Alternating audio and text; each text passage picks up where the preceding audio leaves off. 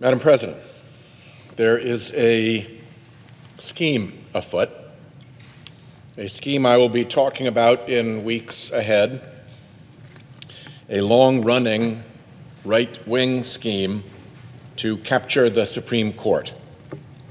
Special interests are behind the scheme. They control it through dark money, hundreds of millions of dollars in anonymous hidden spending. We will dwell in later speeches on how the scheme operates. This first speech seeks its origins. The scheme is secret, and because of its secrecy, it's hard to know exactly where the story should begin. But one place you could begin is with a corporate lawyer, the Virginian Lewis Powell. An authorized biography of Lewis Powell by his fellow Virginian, renowned UVA law professor John Jeffries, reveals Powell to be a tough and incisive lawyer, willing and able to make sharp, even harsh decisions, but a man of courtly and decent manners, well settled in the white male social and corporate elite of Richmond, Virginia. There, he developed his legal and business career through the 1950s and 1960s. A successful corporate law practice often entailed joining corporate boards. Richmond was a home to big tobacco, and Powell's legal career led him on to Richmond's tobacco and other corporate boards. Richmond was Virginia's sibling rival to Charlottesville, which could boast of Thomas Jefferson's nearby Monticello, his renowned University of Virginia, and all the cultural and academic vibrancy bubbling around that great university. Richmond was the working sibling, hosting the state's capital and its political offices, and serving as its corporate center. Powell was an ambitious Richmond corporate lawyer. And the turbulence of the 60s was broadly distressing to America's corporate elite. The civil rights movement disrupted Jim Crow across the South, drawing out and exposing to the nation the racist violence that had long enforced the social and legal norm of segregation and upsetting America's all-white corporate suites and boardrooms. Anti-war protesters derided Dow Chemical Company's manufacture of napalm and scorned the entire military-industrial complex. Women's rights protesters challenged all-male corporate management structures. The environmental movement protested chemical leaks, toxic products, and the poisons belching from corporate smokestacks. Public health groups began linking the tobacco industry to deadly illnesses and lead paint companies to brain damage in children. Ralph Nader criticized America's car companies for making automobiles that were unsafe at any speed and causing carnage on America's highways. America's anxious corporate elite saw Congress respond with new and unwelcome laws, and saw courts respond with big and unwelcome verdicts. Something had to be done.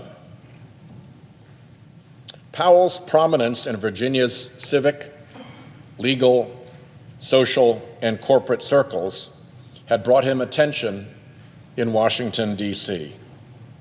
And a new client of his, the Washington, D.C.-based U.S. Chamber of Commerce, asked Powell for his help.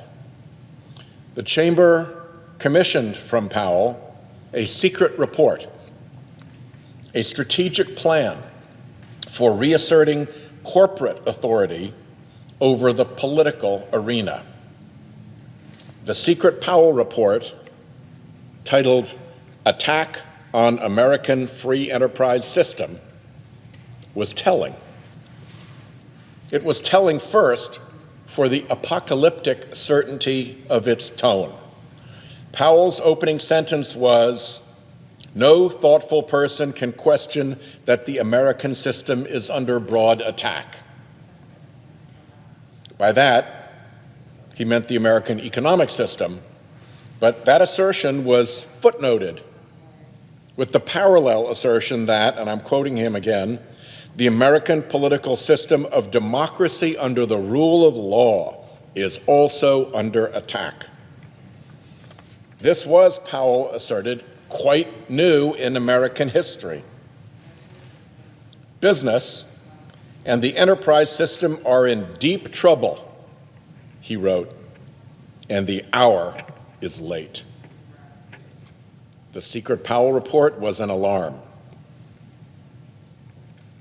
The report is populated with liberal bogeymen: the bombastic lawyer William Kunstler, the popular author of Greening of America, Charles Reich, the consumer advocate Ralph Nader, whom Powell said there should be, and I'm quoting here, "no hesitation to attack." Against them, Powell set establishment defenders like columnist Stuart Alsop and conservative economist Milton Friedman. Powell cloaked the concerns of corporate America as concerns of individual freedom, a rhetorical framework for corporate political power that persists to this day. The battle lines were drawn. Indeed, the language in the Powell report is the language of battle. Attack, frontal assault, rifle shots, warfare. The recommendations are to end compromise and appeasement, his words, compromise and appeasement, to understand that, as he said, the ultimate issue may be survival, and he underlined the word survival in his report, and to call for the wisdom, ingenuity, and resources of American business to be marshaled against those who would destroy it. Well, for this, you had to have a plan, and the Powell plan was to go big. Here's what he said: "Strength lies in organization, in careful long-range planning and implementation, in consistency of action over an indefinite period of years, in the scale of financing available only through joint effort, and in the political power available only through united action and national organizations." End quote. Powell recommended a propaganda effort staffed with scholars and speakers, a propaganda effort to which American business should devote 10% of its total advertising budget, including an effort to review and critique textbooks, especially in economics, political science, and sociology. National television networks should be monitored in the same way that textbooks should be kept under constant surveillance, he said. Corporate America should aggressively insist on the right to be heard on equal time, and corporate America should be ready to deploy, I'm quoting him here, "whatever degree of pressure, publicly and privately, may be necessary." End quote. This would be a long road, Powell warned, and not for the faint-hearted. In his section entitled "The Neglected Political Arena," Powell recommended using political influence to stem the stampedes by politicians to support any legislation related to consumerism or to the environment. And yes, Powell put the word environment in derogatory quote marks in the original. Political power, Powell wrote, is necessary It must be assiduously cultivated and, when necessary, must be used aggressively and with determination. He concluded that it is essential to be far more aggressive than in the past, with no hesitation to attack, not the slightest hesitation to press vigorously in all political arenas,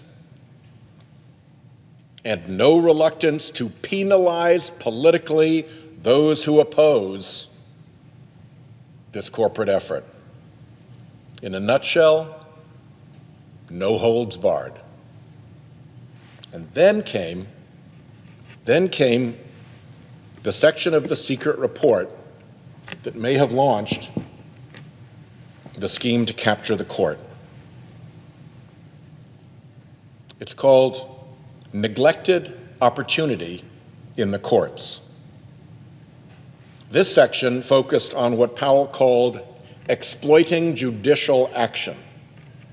He called it an area of vast opportunity. He wrote, "Under our constitutional system, especially with an activist-minded Supreme Court," I'll intervene to say, of course, we have today, as a result of the scheme, the most activist-minded Supreme Court in American history. But back to his quote, "Especially with an activist-minded Supreme Court, the judiciary may be the most important instrument for social, economic, and political change." Powell urged that the Chamber of Commerce become the voice of American business in the courts, with a highly competent staff of lawyers, if business is willing to provide the funds.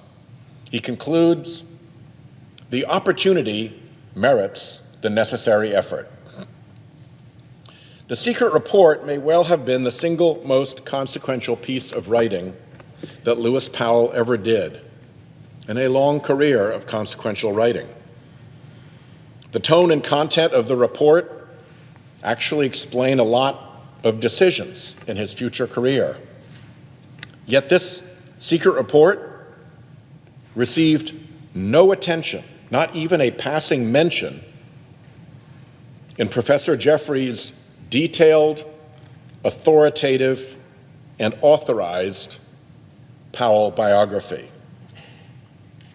And the secret chamber report was not disclosed to the United States Senate. In Senate confirmation proceedings, when shortly after delivering his secret report to the U.S. Chamber of Commerce, Lewis Powell was nominated to the United States Supreme Court by President Richard Nixon. The secret report was dated August 23, 1971. 2 months later, on October 22nd, Nixon nominated Powell to the Supreme Court. Lewis Powell was sworn in as an Associate Justice of the Supreme Court on January 7, 1972, less than 6 months after this secret report was delivered to the chamber. To be continued. I yield the floor.